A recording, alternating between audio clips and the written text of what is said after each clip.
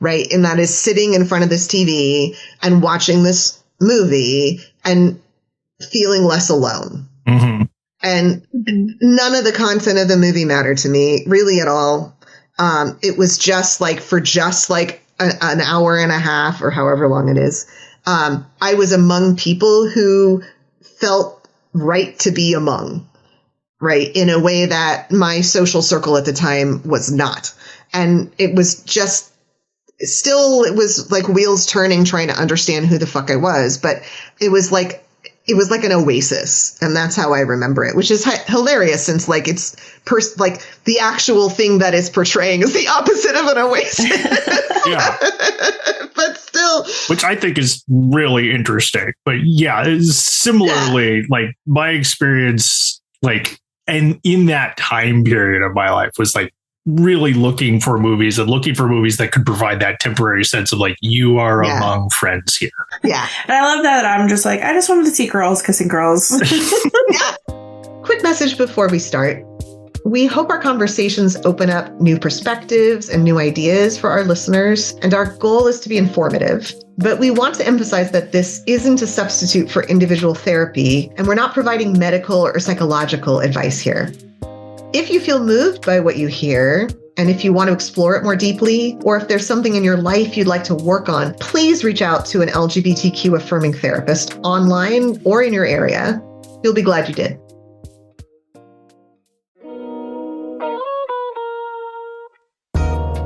Welcome to the Psych Out Podcast, where two psychology nerds get psyched up for LGBTQ affirming history, research, and practice. And now your hosts, Jen and Chris. Hey, everybody. Welcome to the Psych Out Podcast. I'm Dr. Jen, and I'm here not only with my normal co-host, Chris. Well, my usual co-host, Chris. I wouldn't call you normal. That would be insulting. And our good friend, Ashley, as you may remember from our Wicked episode. Yeah, the Once on Future Wicked episode, because we are going to do one after the second movie comes out too. But Ashley, our like resident pop culture commentator. Let's do that. That's what you're, our pop culture commentator. You honor me. Welcome back, Ashley. Thank you. Yes, welcome back. Pop culture expert. Very loosely used. Well, it's pop culture and you're commenting on it. So I think literally that makes you a pop culture commentator, right? That's what those are. There you go. And your qualifications are that you're cool. So. Hey, I'll take that.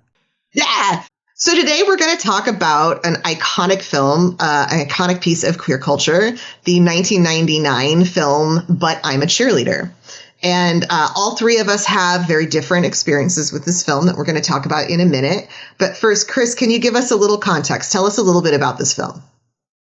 So this work of queer cinema was the product of two young queer artists just starting out in Hollywood, just starting to make feature films. Jamie Babbitt was a young lesbian filmmaker who had some experience making short films, wanted to do a feature film on queer themes, reached out to Brian Wayne Peterson, a young gay screenwriter, and together they decided to work on a script about conversion camps and the experience of young queer teens in conversion camps, or reparative therapy as it was then known and is still occasionally known. And the small amount of research that I did suggested that this was actually based on some personal experiences of theirs, but not being the subject of conversion or reparative therapy, that her mom had run a drug and alcohol program for teens. So not reparative therapy or conversion therapy, but still kind of had the vibe of a place like that, right? Teens in a camp. Yeah. And you can see that she was like exposed to Alcoholics Anonymous kind of stuff because they have to admit that they are gay at the beginning, right? Like, very much. And then he said that he was exposed to reparative therapy or conversion therapy when being an intern at a program for sex offenders. And we dug and could not get any more information about what the heck he meant there. Yeah. Can I really briefly say, as someone who was a mental health professional round about that time, like a little bit later, but round about that time, I had a client who had like a very, very thick case history folder at a residential program I worked at, an adult client. And I mean, the records went back several decades, right? And absolutely, there were times when this person's expression of gender was like equated with some kind of like sexual deviancy. So I don't know if that's how that got in, or like, well, I don't know. Yeah. That's a whole other story for a whole other time. But that's what I'm imagining in my head. So yeah, they both had experience, but they had experience from the outside. Although just being gay people in that era, they had experience with homophobia, I'm sure. Yeah. And so it was released in 1999. It wasn't very common for there to be gay themes in movies, especially prominent ones at that time. And we're only a few years out from Ellen coming out on television and like the world falling down. Like a parental advisory.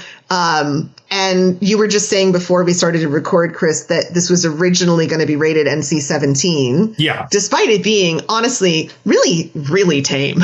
Yeah. Really tame. That's why I'm like, what were the parameters of that? How, yeah, like. Right? Yeah. Some of the stuff that I research that I did suggested that it was like there's a masturbation scene and that was the major one. And then there's a scene between two women being sexual and it had to be shortened. Yeah. But even the director's cut, which is what I saw, I was like, I had to go back and check and make sure that I was watching the director's cut because it was so tame. Yeah. It was so tame. But yeah, it had to cut that to be rated R. Yeah. To touch a little bit on the standards, somebody did a great documentary looking at the ratings body and digging into what those standards are, and they've never been published. But this documentary, which we're going to link in the show notes because I'm blanking on the name, it made a good case that the board, at the point that they were making that documentary and historically, was very biased against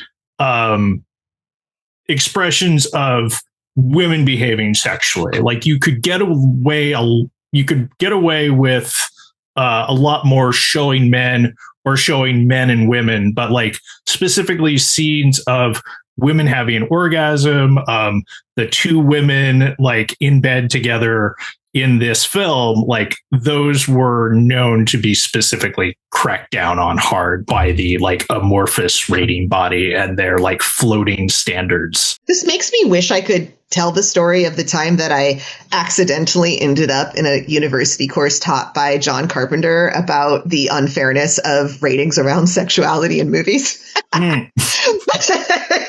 It's not the time or place. I'm just going to drop that hint so people can be curious. All right. So let's talk about our own personal history with the film, like when we first heard about it, when we first saw it. Ashley, we haven't had a chance for you to talk. So if you're okay with it, I'm going to hand it to you to talk about it first. Yeah, let's do it. So I did not see this film when it first came out because that would not be friendly for my age. But anyway, Ashley's a baby. But by the time I had seen this film, it had been out for a little bit over a decade. And it was honestly, I came about it because I was just like trying to find any sort of queer cinema. Because, you know, I wasn't fully out yet. This is like when I saw this film, it was literally on my laptop at like 2 a.m. when I know my whole family is asleep. And it's like when you're watching it on an illegal free movie site that's probably giving your laptop like a million viruses. So it was a filmic STD, yes. Yeah, exactly. But it was just something like I mean, I was just literally trying to find anything. Like this was like during the time like I watched like But I'm a Cheerleader, or I was like watching like The L Word and trying to catch up and all these things just because of there's, you have to search for it. It wasn't openly just available back then. Amy Babbitt, the director who went on to do, I think, at least one episode of The L Word. Yes, correct. But I mean, back then, so far away. To be fair, when I was watching it, I was not watching it for like the let's critique this film and take all the knowledge away from it. I'm like, I just want to see girls kissing girls. Like, can we do that? Can we? So that was my sole purpose, just to watch that movie. Clea Duvall, my God. Anyway, so I just like kept like repeating that scene. But it was also, I think what drew me to it is because of all the things that that were available to me when I'm like searching for, queer films or TV shows or anything. It was the only one that had any kind of like positive outcome really at that time. Yeah. Mm-hmm. Anything that I was watching, it was like, oh, like there's this romance, but it's forbidden and like something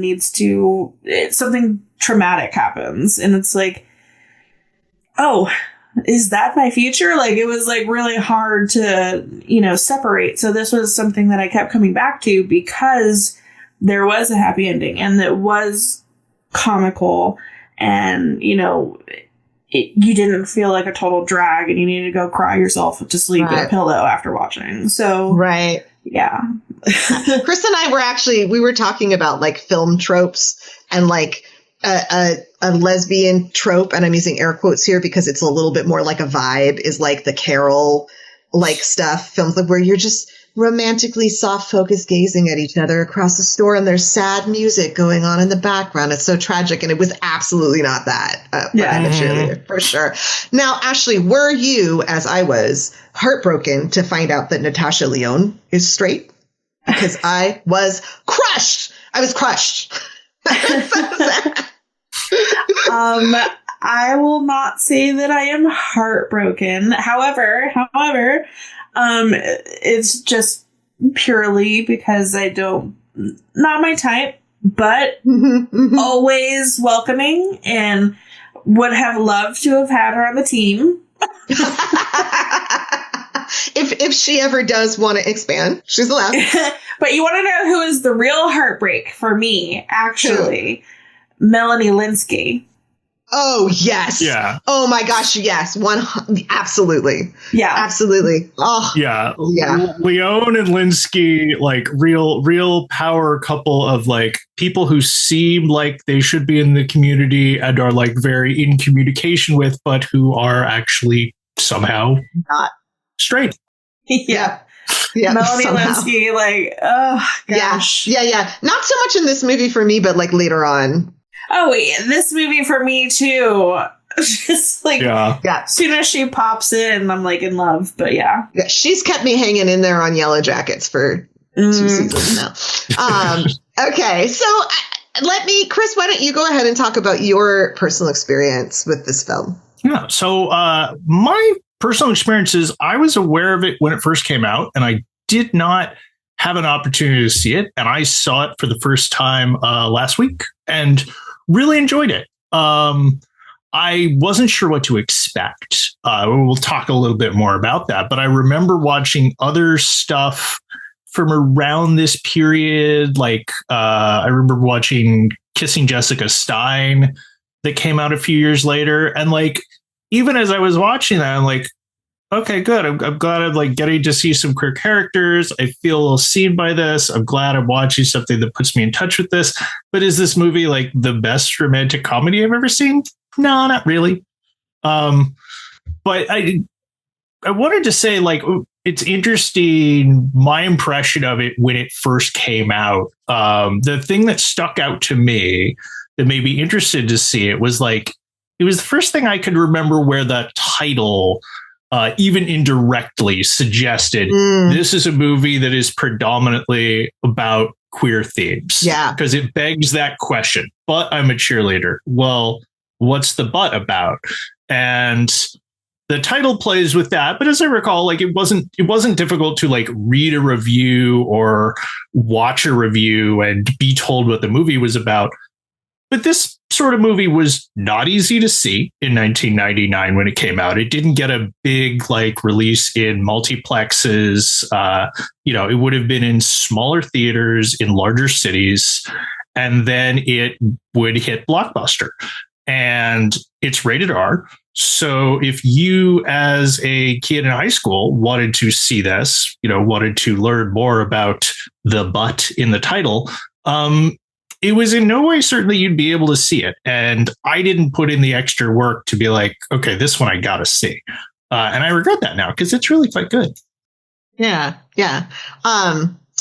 I'm glad that we also have like a variety of at what point in our lives and our development and our identities we saw it. Right. Yeah. I'm kind of maybe, I don't know, like maybe in the middle here in that like, okay, so I kind of was vaguely aware of it when it came out. I was in college, and my college life and like immediately post college was like very straight, right? Like I was surrounded by straight people. I was out to a couple of people, but like not really. Like, I was in that bisexual experience of being with a man and therefore being perceived as straight and like not being sure whether or not I perceived myself as straight. I remember one moment of like giving a donation to the like gay advocacy and identity organization in college and having like a person flirt with me that I was, and just being like, oh, and then like just wiping that out of my mind. So like I was in this weird middle state of that. And the story, I saw it on TV, like in the early 2000s. And in my head now as a memory, it was just randomly on TV and I saw it, but I'm going to guess that's not true. I probably went to Blockbuster and got it as well. Or maybe this was like early Netflix when they were like sending you DVDs in the mail. Like, remember that? Yeah. So that's probably what it was. But so I remember watching it, and I think this is an accurate memory, in my living room alone. Because I did not have queer friends, or I did not have friends who were overtly queer at the time. In retrospect, knowing some of the people who I was hanging out with them, that's not true. But at the time, and it was a very male-dominated world that I was hanging out with as well. Like very like the kind of nerd culture that existed in the early part of the century and not the way that nerd culture is now. So whole other episode we could do. Yeah. And it's really funny because we're going to talk in another episode about Ellen and Ellen coming out on TV. And like, I have exactly the same image in my head of that.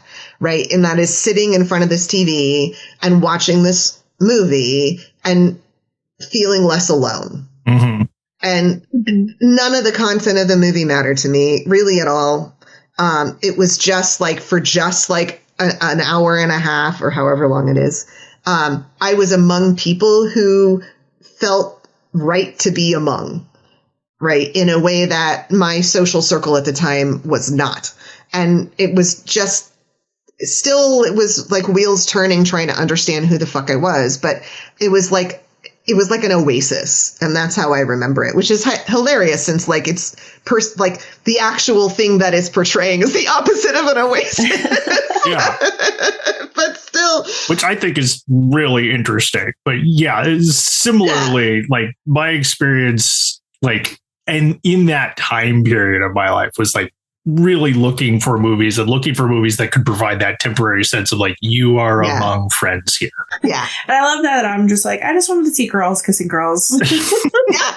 Yeah. Well, I mean, I think that's similar to how I was feeling. Right. But that wasn't even like, I wanted to be in that like dorm room with like, 5 other queer people all like sneaking out after midnight and like going to like the gay bar. And I wanted to be part of the radical gay guys who were like, taking people and like spiriting them away from the camp. And I wanted to live in their like house that was full of like people escaping bad home. Like I wanted to be in that culture. And that's what got me. The girls kissing girls was like an added benefit that, don't get me wrong, I did appreciate. But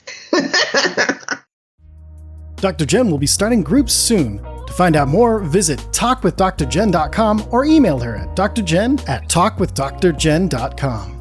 If you like what you're hearing and you'd like to support us, please visit our Patreon. There, for as little as $5, you can help keep the Psych Out podcast going.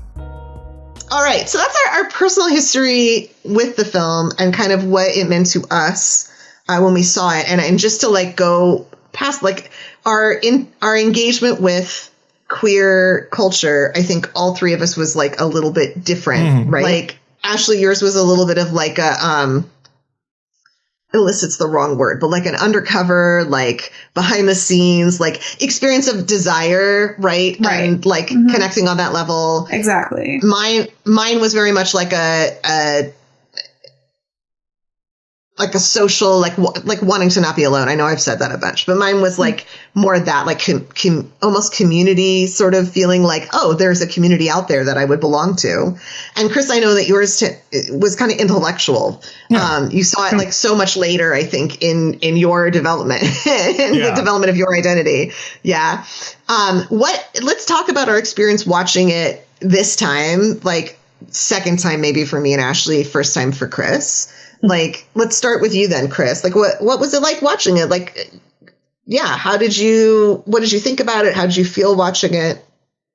Well, I was surprised by the content for one. I think solely on the basis of the name and the poster assumed it was a high school movie, which, the characters are in high school. The vast majority of them are, but like, I'm not sure you see the inside of a high school. You go right from the cheerleading on the football field to the family home, right into the camp, and you spend almost the entire movie in the conversion camp.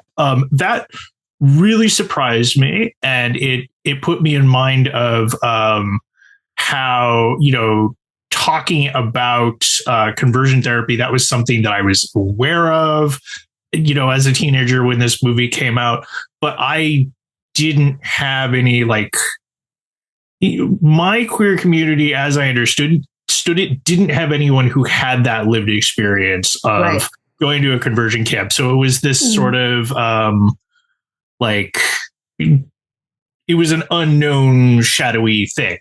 And I thought the movie was really interesting in the degree to which it really took that on and said, okay, there's darkness here, there's dread, there's control, and we are going to take the piss out of it. Like, we are going to make fun of this.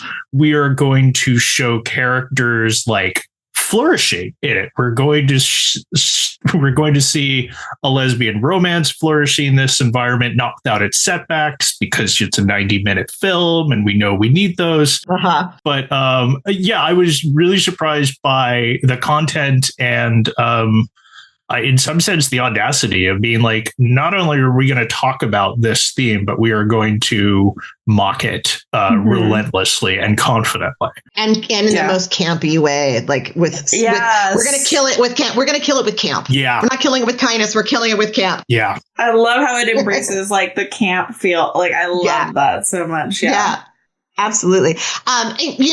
Chris, I'm struck when you say that by the fact, and I'm going to say something that is in way too broad strokes. Bear with me, right? Like the idea of conversion therapy and quote, reparative therapy for those of us who grew up in relatively progressive areas of the country in our generation, which in your generation, you millennials, and a little in mine as an exennial, right, is a little bit more remote from like one generation up from us, right? Yeah. One generation behind, where this was like much more like Exodus International fell apart when I was like a young adult, right? I have met some people who were exposed to conversion therapy, but they were even a generation beyond me, right? So there's something about it that is both exists in the present, don't get me wrong, but in terms of its discourse is an artifact of the past, right? Like we're really not that's not a thing we're taking the piss out of, because it feels like all the piss is drained out, right? Even though, like, it's still there. We are still killing things with camp. Right. That, like, I'm sorry, I'm really stuck on that phrase, because to me now, that's the vibe of that film. Yeah. Right? Like that's the thing that I relate to, even though the subject matter is a little bit removed from me. Right? Yeah. Well, and we were talking before this, Chris, about other filmmakers that this sort of feels like it fits into the same world with, on some level, which are not campy, queer. Well, you can make an argument about campy, but are not queer filmmakers doing queer things. Right. And I love that, like, this is sort of taking also that and camping it out, right? Like, Wes Anderson films, like you said, Tim Burton films, like early Tim Burton. It definitely has that vibe, but then it also is like, and also we're going to be like super queer about it, and we're going to be over the top in a way that is more drag queen than it is like, absolutely. Yeah.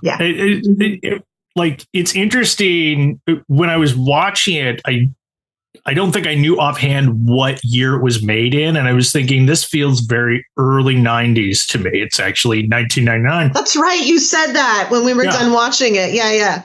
And that's because it like, in the early 90s, Tim Burton and a couple other filmmakers were like, the worst thing that can happen to a person is to be raised in an American suburb. Right. And there's this sort of like casting of the suburbs as this conformist, brainwashy place. But Tim Burton, even at his angriest, wasn't doing that. You know, he was coming at that from a straight perspective. And this sort of takes some of that language of like mocking the suburbs, mocking like the 50s notion of white picket fences, and then like expressly paints the picket fences like hot pink magenta. Oh, that's why it looks so like, that's why I was thinking, I mean, we could have a whole conversation about, is Edward Scissorhands a queer character in spite of just like the filmmakers, like we could, but that's not right now. So like I can definitely see it sort of situated in its historical film cinema history moment, but then like really, really, and I mean, RuPaul's in it. We're just like a few years away from like drag becoming like a big thing that people are more aware of. Like, I don't remember when RuPaul's Drag Race started, but it's been on for friggin' ever, guys. Like we were, and like his big songs, like the songs that were on the airwaves in the 90s that RuPaul did, like work, do your thing on the front. That one had already come out. So like, this was like starting to be okay. So, but I've gotten a little bit past our experience watching the film this time. Ashley, what about you? Rewatching it, what was it like for you? I guess rewatching it this time, because, you know, don't get me wrong, still love watching girls kissing girls. I was able to like actually just watch the film and just like take it all in. So like I was taking in a lot of like the little nuances or the little things that they did, like scenes where like Natasha Lyonne's like kissing her boyfriend and like she's like, like making out like these gross, just like and like the blank eyes, the like I'm just staring off into space pretending this isn't happening eyes. That was great. And then I think like it was fun for me because there were things that I found myself like later now in life like relating to at that point in my life. Like I remember when I was kissing boys, like I felt that like blank stare and just like, oh, like, you know, whatever. And just what else was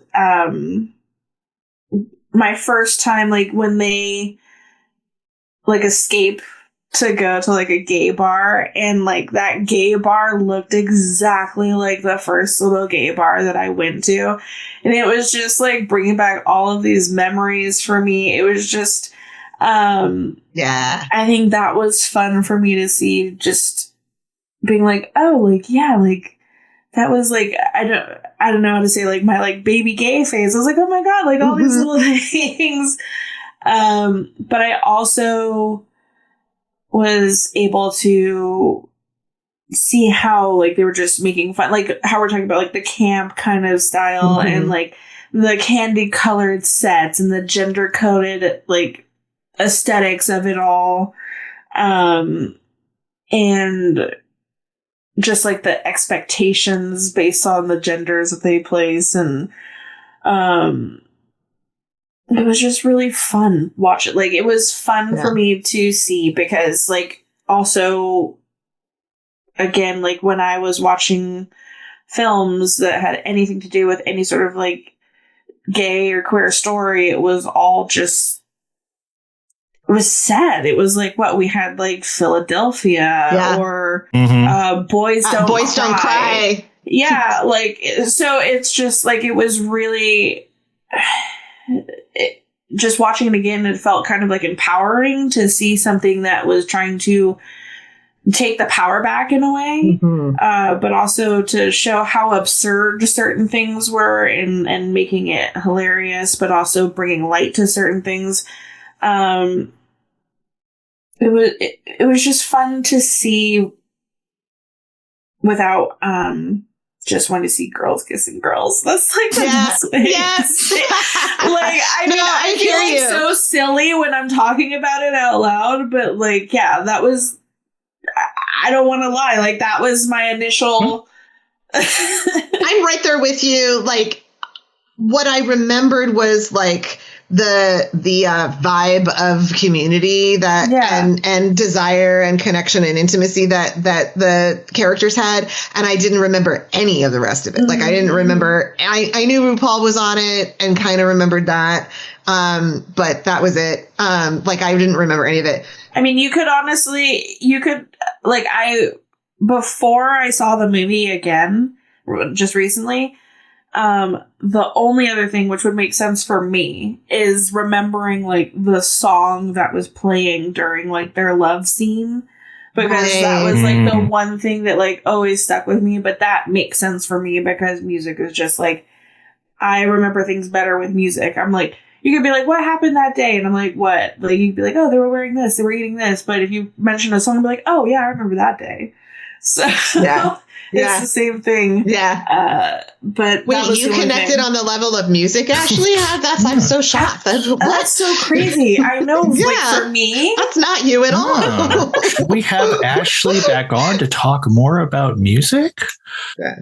I know. Oh my God. I rarely ever do that. That's so out of character. Thank you for giving me the opportunity to talk about it. Yeah. The soundtrack we even haven't really talked about it. It's good. Yeah, great soundtrack. I definitely felt the 90s of it, like more obviously than I would have even a few years after it came out. And I also like I knew more about the film, right? Like I didn't know anything else about the film except that it was about like gay girls and conversion therapy.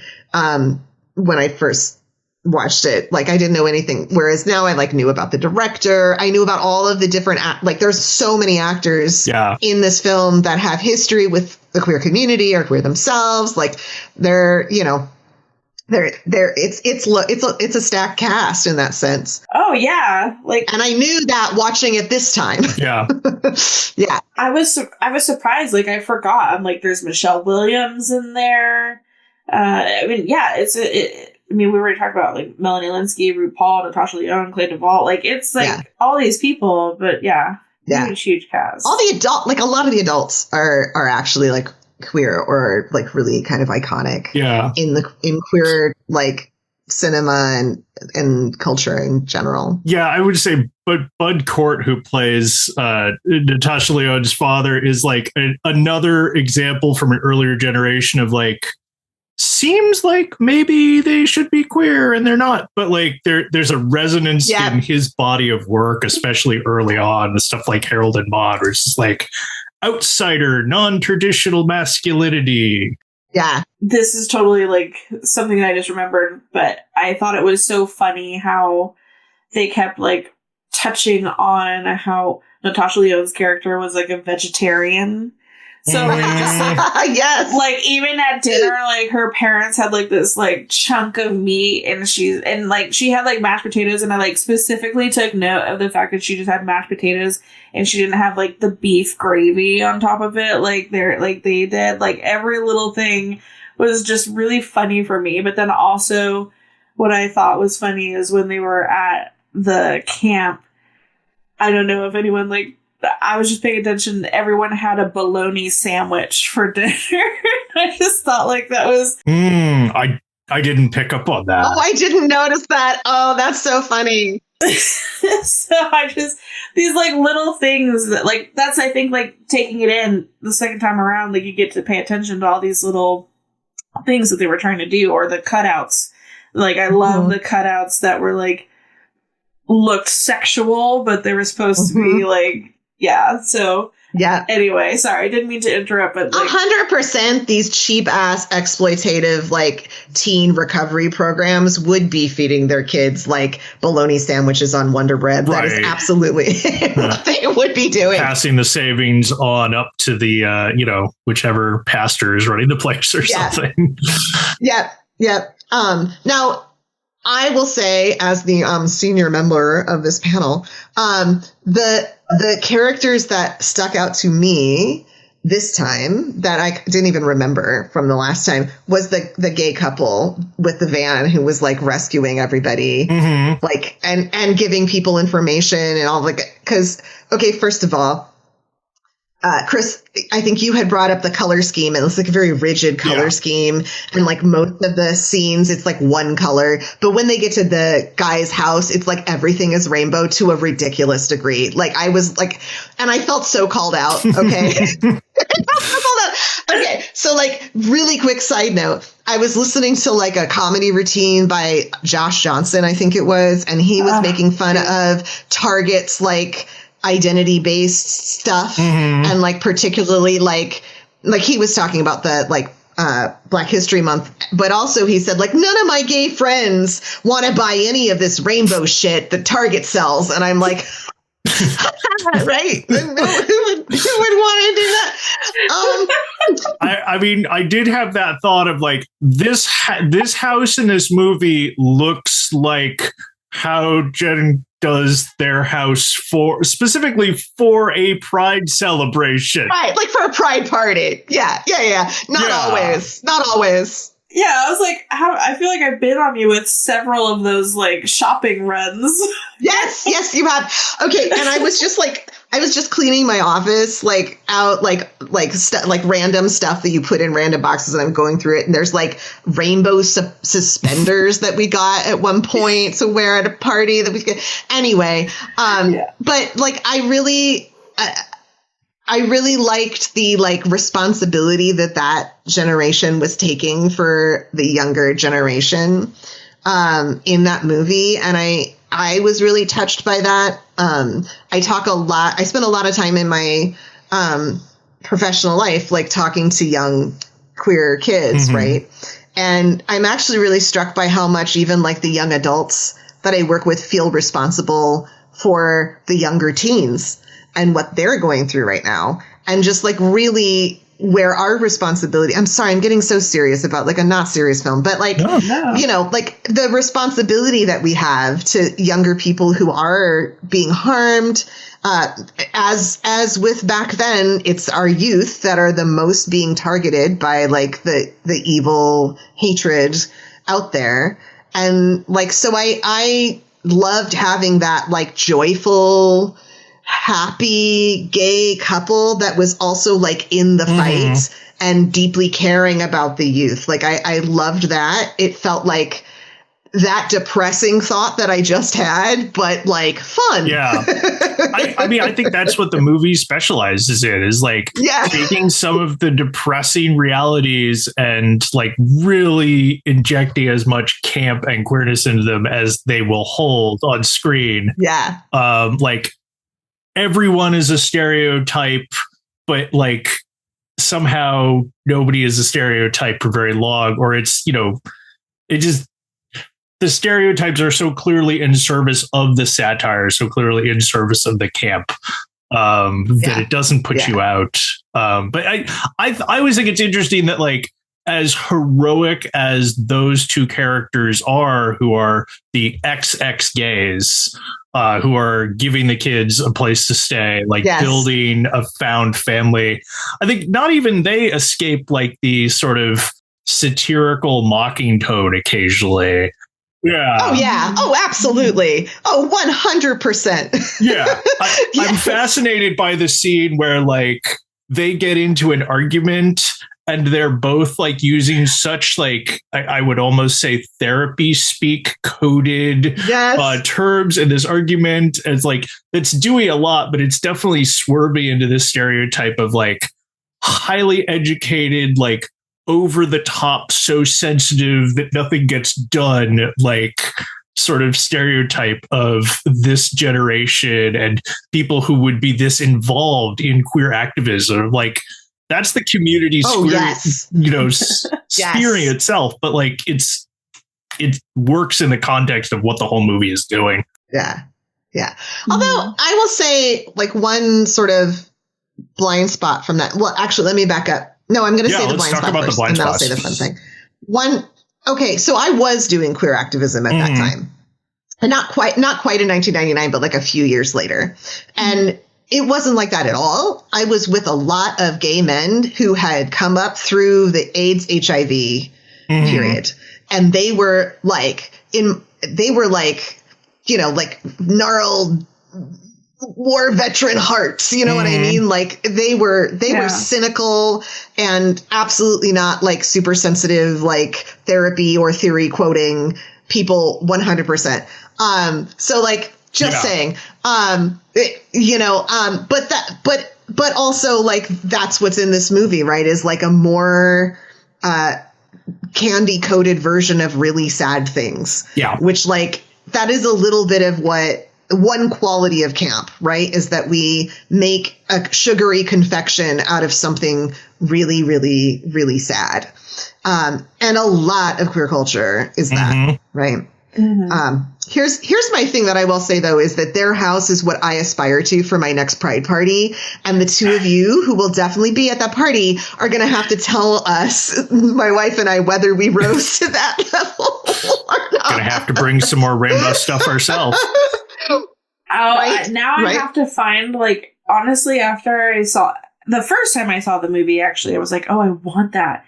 Is the pajamas, like the pride pajamas, like the flag. Yes. I need to find them, and that's what I'm going to wear to your party.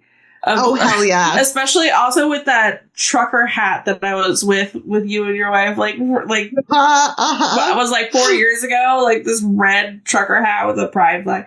I already know what I'm going to wear. It's done. Awesome. Awesome. I love it. So,